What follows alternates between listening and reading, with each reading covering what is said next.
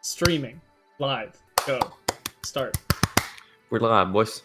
How's it going, dude? Hey, how's it going, everyone? It's your boy, Ignacio, and John. Hello. Homege. Vervi. You could call it John. Vervi. V. V V. today. Vervi tomorrow. Versivice music. Catch me on the splice sounds. Yeah. Catch me on the beat. Anyways, let me check. Yeah, the volumes are good. All right, good. So, how's the chat going? Oh, there's the other Nathan. Hey, we have two Nathans in the chat. Shout out to all the Nathans out there. This is the Guinness World Record most Nathans in an Unheard podcast stream. Yes. So we broke the world record today. That's crazy. We just started a couple seconds ago. We're already world record. Yeah. Holy shit, dude. We're the big deal, okay? Yeah, I mean, we made episode 6. Like, this is really when we start. Yeah. You know, it's turnaround time. You know, start profiting. You know. Just, yo, we're rich now, okay? Yeah, definitely. It's that promo spot in the Guinness World Record book. Yeah, man. The top spot. We'll be on the. We're still waiting. Yeah, we're still waiting for it, but we're gonna get it. We're gonna one day, dude. Super Bowl halftime show. That's us. Yeah, so we're gonna be the Super Bowl. It's gonna be an hour long. We're gonna come out and talk for 30 minutes before, and then it's gonna be an hour long stream. They're gonna be the visuals will be crazy, but like it's just gonna be a music mix. Maybe we can have like an Unheard. It'll be live. OG. Yeah, it'll be live. List that come out and then perform songs, so it's like a DJ mix, but they come out and perform their own songs. You know? Yeah, dude, that would be sick. Actually, holy shit! Okay, Unheard podcast show squad #lit or going on half show someday maybe. One day, dude. That's us. It's all about connections with the halftime show. You don't need to be talented. Yeah, we already talked about this. Many times. Many NFL. We're good. Wait, what? No, I'm just for you. Oh, okay. No, that's isn't that like the old? My uncle works for Nintendo. I'll get you banned. Yeah. Yeah. So yeah, how's the chat going today? We're pretty nice today. It's a pretty good day, you know. Tomorrow it's a Sunday night, which is like work for a lot of people tomorrow. I have work tomorrow. The chillest stuff. Yeah. This is like you get to relax. You put on the podcast. Just chill out. You know, get home from work. Whatever you hear in this podcast, you can't unhear. Yeah. That was a fun one. I'll be here all week, every Sunday night. Yeah. So let's get started with what we want to talk today. We asked on Twitter well, you guys should follow us on Twitter. A little plug, real quick. Let me get the thing. Follow us on Twitter. We asked today on Twitter to you guys of what you want to talk about today, and we got a few. We actually got a few suggestions from you guys. That's actually pretty cool. I think it's the first time that we got like actual interaction with fans, viewers, and first one comes from. Wait a second.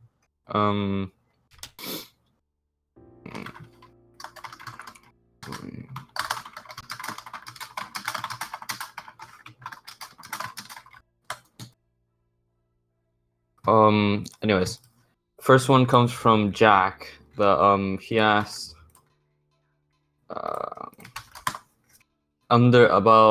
we talk about undersimplifying music, or undersimplifying and oversimplifying music at the same time, which I don't know if I really got it yet, but I think it's like I definitely had a couple ideas about that. Go ahead, what you were gonna. I think what he means is like when someone goes like another producer goes like listens to a pop song and goes like oh, this is just fucking do this and that and bam, pop song, right? And I think what he wants us to talk about is like maybe it's not really like that all the time. So a lot of times it's about the thought process. Like I feel like you can compare pop to a minimal like design in graphic design. It's like it's not really hard. The hard part is not doing it, but thinking about it. You know what I mean? Because like I've tried doing minimal artwork the other day, and it's actually hard to not put stuff over it. You know, like just let it be. So Right. it's hard to just not go like in like, oh, add this and that, but just let it, clean. Yeah. I You don't definitely really need. think that sometimes like a lot of artists, like on both sides of this, a lot of artists will over complexify, make their music over complex, I guess, because it's like, oh, like artists like Where Is Alex is one off the top of my head, where it's like the complexity is what makes it cool, you know. Yeah. But on the other side of that, like if you're not Where Is Alex, then you're not going to have the same creative vision that he does. And I'm not saying that you can't make what he's making, but I'm going to say it's not going to be that song. So Exactly. like a lot of people, like complex is a style more than it is like a state. Like your song can be complex, but I think complexity anymore is like a style. And like a lot of pop songs are super simple. Like I'm talking like rap songs on the radio that literally just have a sample and a drum beat underneath it. And it's like That's all. A lot of people think of those things as like, oh, I have to do this or I have to do that to follow this sound. And it's like, well, more than that, like you have to be that person. You have to have that creative vision. And my counter to that is like, just be your own person. And where you feel like the song is full, where you know all the points that you want to hear in a song that you're making are satisfied, that's when you like say, okay, this is it. This is, you know. So like for my music, I usually go more on the simple side, but I never like look at a song that's more complex and think, oh, I wish my song had more like that. I hear elements and I'll be like, oh, I want to add this element or that. But it's never like, oh, it has to be complex so I can sound like this, or it has to be complex because people won't respect me if it's not. You know, it's always just like a self satisfaction. Like, when does the song feel like it's full? When does the song feel like it has that? You know? Yeah, that's perfect. Like that's literally just what I was thinking. A little example as well of like moving a little bit more for like just making like music from your heart. You know what I mean? Or making art from your heart. You know, just identify you. So recently, I think yesterday, I uploaded my first song on SoundCloud. It's like it's called Begin, and it's like a little orchestral weird thingy. Just like it sounds like an intro, and you just want to introduce whatever. And I did like something cool with distortion on it, and I thought it sounded for me, and what I've been like from this whole because like my music is not really the most, I guess, normal, we can say. So it's usually like when you show it to somebody, a lot of times they just think it's shit, and when I show it to somebody else, they just think it's amazing. So it's polarizing, maybe. Yeah, and this is about like dealing with opinions and criticism, which is I feel really hard for artists or anyone really, because like it's hard to just like, okay, have this one guy that you look up to, you hear his opinion, he says your stuff is trash. Well, maybe everyone else thinks it's amazing. Right. You know what I mean? Well, kind of like that one guy's probably looking for elements rather than looking for like a creative vision, like, you know. So they're like they look for what they want to see, and if they don't see it, then that's a complaint. Exactly. Like Revas, for example. Revas. I don't know. Revas. I really look up to that guy, because like his music. I do like his music. Some of his songs are actually like really, really nice, but some other songs I don't really like. But it's so different, and you can see he actually he does what he wants to do, and that's why I look up in him, because he's not afraid to like show himself, and you know, just if you don't agree with like his sound, no, because like when he showed it to people, no one really said like something about the mix or something. They would just say it's shit. Right. But I see, even if I don't really like the sound, a lot of people do like it, and that builds up, and then one day he fucking released on My Decent on a Dylan Francis remix EP. Right. So it's working, and he's doing what he wants, and that's really inspiring for me, honestly. I mean, clearly that's like he's making a sound that, like, once you like know what you like, or you fulfill yourself, I guess, you know, then that's like, okay, now I need to find people who also like that, who reach that same feelings that I have, you know. Because like what I look up in him is not really the music. I mean, it is, but like him as an artist, like as a person, they just because I'm all in for expression and just being yourself. You know what I mean? If you really identify with making generic ass house, dude, just do it. If you feel it and you feel it resonates with you and it means something to you, honestly, there's nothing that can really stop you from doing it. It's like it's also a thing, like some personal expression, just maybe that. I'm not just being the weirdest guy and like the most original dude. Maybe you just want to make, you know, some nice sounding music, but you know, you like listening to nice sounding music. There's make it.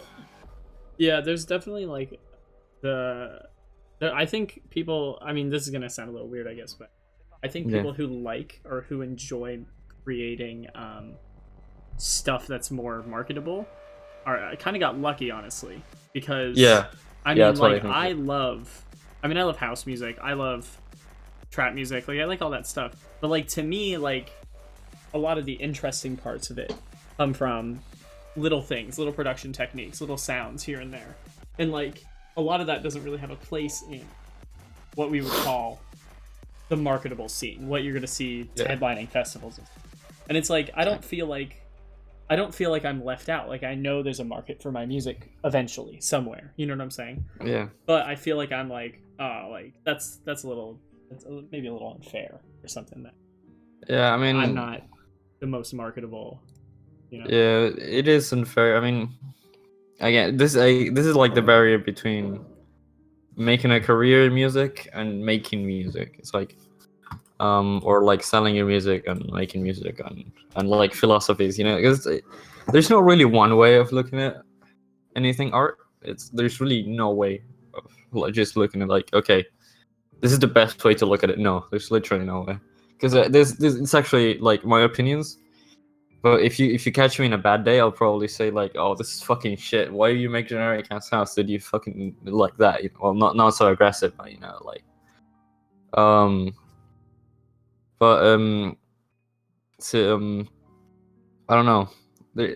This is why we have this, because we can talk for hours and about the same topic.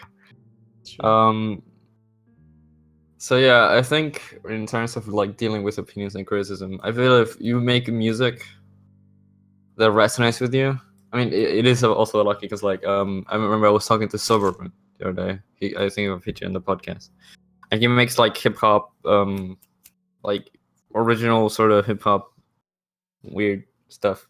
He kind of puts jazz into it and swing and stuff. Sounds really nice. And I told him, you know, your music is really good. And plus you're going with like the whole hip hop sound, which I think is good because like nowadays a lot about hip hop. We talked about this on another episode. Right. And he said, well, yeah, I don't do it because it's marketable. I just do it because I like it. I mean, yeah, exactly. So what I'm saying is like, you're lucky, man. You like doing music? That's good for marketing, dude. I mean, if you like doing it, it's just honestly good for you. It's like props. And then it's almost unlucky when an artist is using a sound or has found a sound that's really marketable, and then they decide that, oh, I don't really like making that sound as much. I want to make something different, and they start making that different thing, and all of a sudden they fall off, or they don't get the same views they had before, and stuff like that. And it's like, it's almost unlucky that, like, for one, you're like more true to yourself, and that's the best that it can possibly be. You know, that's probably the best thing.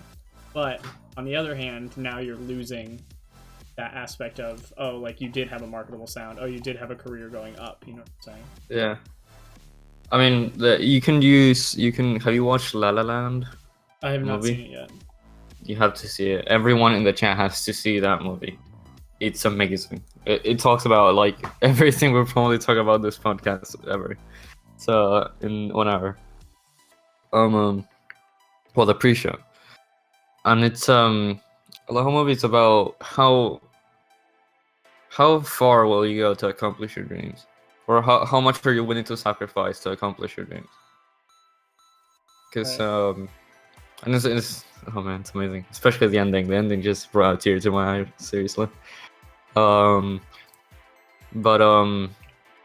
yeah, man. Only advice I can give is just be yourself, man. If it doesn't work, well, at least you're making what you love. You know what I mean? Yeah, that's true. That's all I can say. Because I've seen there's a lot of people that just because it's sometimes not really up to the artist. It's just up to society and like Right. the industry to decide for you. Because like you have the problem is like with so much music and so much easy access, the labels just stick to what's safe. And when you get signed to those labels, you have to do the safe music. You can't really go that far. Right. But you get really successful, and you get drowned in your success, and then after your initial success, you start thinking about, maybe I want to do this cool ass thing that no one's ever done, and you're like, and then you end up having like a ton of frustrated musicians, because like even if they do get off the label and release their own music, and it's totally different, people will just go like, oh, I like the old sound, or I like the old fucking... Yeah, that happens a lot too. We're all part of that. I mean, I have done it too, but it's I'm trying not to now, because then well, I guess when you're a musician, you kind of get their perspective. Right. So you end up with a shit ton of post famous frustrated musicians that just can't express themselves because the world aren't willing to accept them. It's just sad, man. It's just kind of depressing at the... I mean, I think, like, I'll definitely see artists who used to be bigger, who used to get more numbers and sell more, Yeah. But then it's like, then you see that they're like regularly putting out music. They're doing, their thing or whatever, and their shows might have decreased in numbers, but like for them, like as long as you can still make a living, then that's like that's it. You know what I'm saying? And then you've done it. You're fine. Yeah. So I think on the other side of that, it's okay. As long as you can still make a living doing it. And if you've been big, if you've gotten, 1 million plays on a song, no matter what you do, you're still going to be able to make a living for a while. You know what I'm saying? At least. I mean, unless you like actually do something crazy, but if you continue touring and continue putting out songs, you will have a loyal fan base of a couple, 1,000 people that sustain you. Yeah. I mean, there's other also than like creating the art part of it, Yeah. I guess so there's really many ways to go about yourself. I think if you just manage to impact someone, just one person, and you get someone that really digs your sound, I don't know, I feel like that's enough. You know what I mean? Did we was that all the first topic from the Twitter? Yeah, well no, that's actually just one. And we moved to like somebody else. The other one, it's talk about if is it possible to make a mini earthquake from the biggest bass drop ever. And I think we're gonna get really serious talk about this. Because I think it's possible. I mean, yeah, it depends. Sound is just vibration, and then but like it doesn't matter. I think what you'd have to build is the speaker that can do it. I mean, you get out of bed in the morning. We don't have a webcam, but if I do, you just come from behind the desk. But what is sound? What is sound? That's true. And then B-Cells music starts playing. Before we talk about earthquakes, we have to talk about the forming of the universe.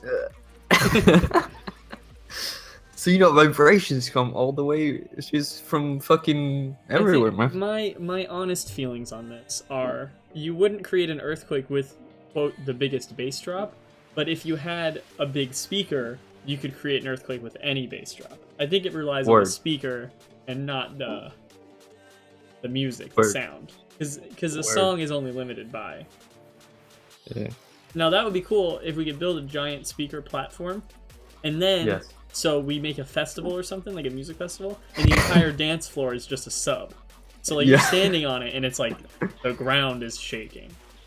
So that would be pretty cool, I think. Make the ground shake. But you're like trying to like dance, and like the ground is coming up to meet you, or like you're just trying to sit down, take a load off, you know, drink some water, and you're just getting.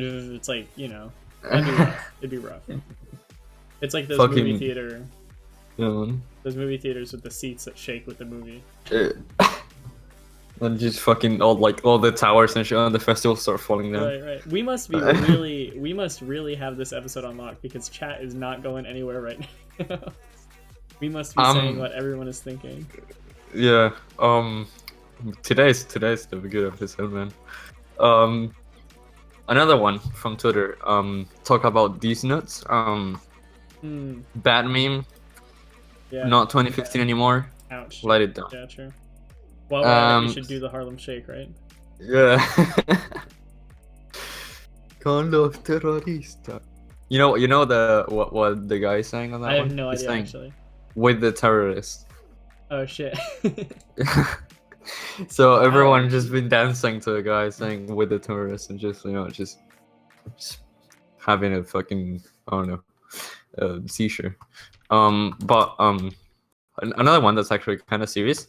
Song templates. Oh boy. That's gonna get a little bit. I mean, I don't know. If you make your own song template and it works for your workflow, because everyone just has patterns in like. I don't know if he's talking about like future house template, FL Studio, download now.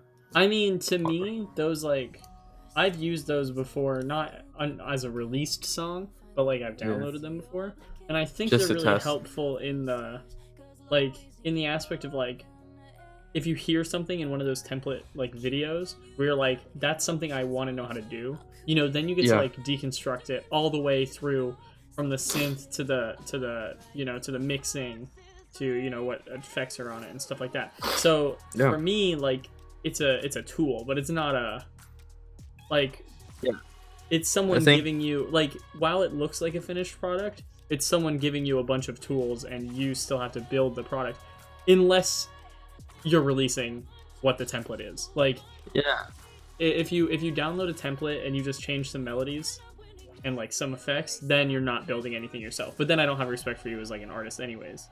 So that's not really a question, But if you download a template like I've done before, I've downloaded a few templates in my time, and like even I'll copy an element out of it, but in my application of it, I'm not using it in the same way. I'm applying it to a sound that I'm creating, a song that I created from the ground up. It's just like sampling, I think, in that aspect. It's like you can copy a sound, but you're still going to use it in your own original way. But yeah, anyone who downloads a template and then uploads a song that's the exact same thing as the template, just one or two things changed so no one can tell, then that's not really. Yeah, again, I think it's also about like the artist's integrity, because I guess you can compare it with like future funk and vaporwave, but the thing is, I don't know if we should really get into that, because we can also talk about that for a while. Let's just get into the song template. What Verby said exactly, and I guess the other way of looking at it is like when you make a template, like you make your own template for your workflow. So I've seen a lot of people like get the FL Studio rack and like color it in templates, so like you have bass and stuff and all that stuff. I mean, I don't know. It's up to you. There's definitely other applications for it. There's sound, like people trying to make like a like in FL Studio, a popular thing is mixer. Like organization and stuff. So I mean, like templates, like in that aspect, are like, oh yeah, definitely, like no problem using. Well, I mean, like, because that's it's just the tool. It's like someone built you a hammer. Exactly. You still have to use the hammer to make your track. Yeah. Oh, I saw this joke like Silent made. It's like I was making a track and I got a drum sample, a drum loop sample, but I thought that was cheating, so I got some drum samples and I made the sequence, but then I thought that was cheating too. So I made my own drum samples and I thought it was cheating too. So I bought an actual drum machine, and I mean an actual drums. And then I thought I was cheating too. So and then he went like, and then it ended like but you know, at the end of it all, I couldn't actually. He at the end of the joke, he actually made a fucking farm to like get skins and stuff to make his drum machine, his drum. Right. So he said, so at the end of the day, I can't even make any music with the farm business up. That's true. I mean, So I it's think like, yeah, I think there is that. Like, there's people who are like, "Oh, you shouldn't use samples." It's like, what are you doing to yourself then? yeah, I mean, if you want to not use samples, do it. Like, do your thing, of course. But, yeah. But when you shit on other people, and like it's different than using song templates. yeah. So I guess. I mean, I don't know. There's different ways to look at everything. I don't know. I don't know if it really affects you. That's the thing. It's like, because I've seen chats of like someone posted like their FL Studio mixer rack and like it's a template and they go like, "Yo, it's limiting your workflow, man. You can't really." And it's like, the fuck do you care? Right. He's doing his thing. Let him do his thing. You know what I mean? That's definitely fair. And maybe it's actually more, because maybe for some people when you have like a more, for some people it's harder to get like ideas, like initial ideas, just like do something and just like make a drum machine and then get ideas from that. Maybe some people actually like need to get like the mixer rack and like get the certain elements, and then when you get those certain elements, you know, you get an idea. Right. You know what I mean? Yeah, I mean, if you're using it to feel out ideas, you know, and get inspiration and stuff, you know, there's not a single place that I'll say, unless your finished product is a direct copy of something else, there's no like way along the process where if you're using a tool somebody else created, I'm gonna say that's bad, you know. Yeah. As long as the finished product is your own creation. I mean, there's a lot of like art that's like somebody painted a painting someone else painted, and it's like, yeah, that's like a special or case, someone takes a picture. You know what I'm saying? Someone takes a photograph of that painting. Yeah, I mean, to me, those are special cases. Like, and in songs, like I guess it can happen. Like, there's a couple of rap songs that are literally just a rapper rapping over, like a different instrumental from the 70s or something. But like that's like a thing. You know what I'm saying? Like that's adding something new to it. Yeah, so. It's like changing the sound. It's like changing. It's like, okay, now we go to Vaporwave Future Funk because there's no way out of it. Then I would just make it quick because we're at 28 minutes right now. Yeah. There's like, okay, this guy did it. He got huge, but he did it. I mean, he's the first one. I mean, I've never really heard anyone go like slow down a song and like loop it and just post it and go like, yeah, this is it. And he did. I mean, it is what it is, but he did it after all. Yeah. Or like Future Funk. I mean, I don't know. I guess people can get mad because like they're profiting off of the stealing or sampling, but then you have like fucking people that just go insane with the sampling and then just, you know, it's just mind blowing sometimes when like people, because when you have something like as basic as Future Bass, it's just, sorry, Future Bass, no, Vaporwave, sorry. I think we lost a viewer after that. Oh my god. A mistake you'll never be able to live down. Yeah. When you have someone like the concept of Vaporwave is like super basic, but then you have artists like Blank Banshee at the end, like, right. These guys actually do like a lot of changing to samples, but they still like had the original idea of what Vaporwave was, and I appreciate that. Yeah, no, that's definitely like a cool way to experiment, is take things and make it something that you like taking anything. It's like the other day I was pitching. I was literally just stretching songs, and I was like, "Fuck, dude, this sounds cool." Right. That's why you gotta work it in. You gotta figure it out. Yeah. I spent like an hour just searching out different songs because it's so entertaining. Seriously, it's. And I was in a call too, and all my friends were facepalming. I was like, "Fuck you, dude! I love this." I was thinking of doing an EP, like non-profit EP. Just fucking slow down songs, you know. True. Slow down, like it'll be Skrillex. Slow down edit. Trapped and screwed. Yeah. Oh, it's 30 minutes already. Fuck that went by quick. Did seem to pick up, yeah. This episode, I think it was the best Christian we did today. I really enjoyed a lot of the conversation. I like the topics. I like when we pull from topics on Twitter. So that's a good idea. Yeah. Keep doing that. Make sure to follow us on Twitter, guys. Because we'll be asking you guys a lot more. Just every Sunday, we're just gonna ask you guys what you have in mind. Just tell us, you know. Ask us questions if you want. Just literally tell us what's in your mind. Memes, much like people who maybe. Use pre-made song templates. We have no original ideas, so we need you guys. It's like a Q&A. That's true. All right, so you want to get started with the stream? Hell yeah, boy. Let's go. Go over there.